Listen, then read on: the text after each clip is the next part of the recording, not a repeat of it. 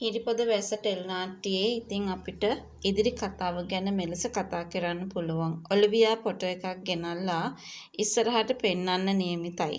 ඒ වෙන කාටවත් නෙමෙයි. මෙන්න බලන්න.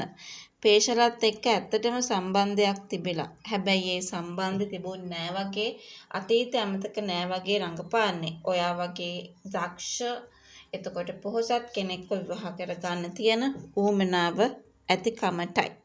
ඇත්තම කියනවා නම් මෙන්න මේක පෙන්නලා ඇත්තටම මෙතනදී ඔලිවියා උත්සාහ කරන්නේ මේ දෙන්නව ඈත් කරන්න කියන කතාව නම් අපිට හොඳින්ම විශ්වාස කරන්න පුළුවන් කම තියෙනවා. ඇත්තම කියනවා නම් මේ ෆොටෝ එක ගෙනාවට පස්සේ තිදෂ්ට විශ්වාස කරගන්න පුළුවන්කම ලැබේවිද? හැබැයි මේ ෆොටෝ එක නිසා තිදෂ්ට දෙයක් මතක් වෙන්න ඉඩ කඩක් තිබෙනවා. කාලෙකට කලින් ආත්මි ළඟින්ම හිටියෙත් පේෂල. එතකොට මෙන්න මේ සංදේශي ළඟින්මත් මේ පේෂලද ඉඳලා තියෙන්නේ. ඔන්න ඔය වගේ ප්‍රශ්න.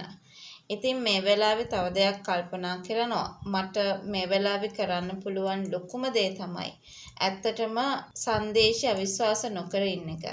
සංදේශිව කොහොම හරි තමන්ගෙන් ඈත් කරන්න ඕන නිසා මොනවාම හරි බොරු ගොතනවා. ඉතින් ඇත්තටම කාටත් කලින් මෙන්න මේ කතාව ගැන තිදස් දැනගෙන හිටියා. තිදස් දැනගෙන හිටියේ කතාව ගැන අපි මතක් කරනවා නම් තිදස් දැනගෙන හිටියා ඔලිවියා ලොකු චෝදනාවක් කරනවා කියන එක. ඒ චෝදනාව දිගින් දිගටම වෙනස් කරන්න පුළුවන් එකක් නෙමෙයි.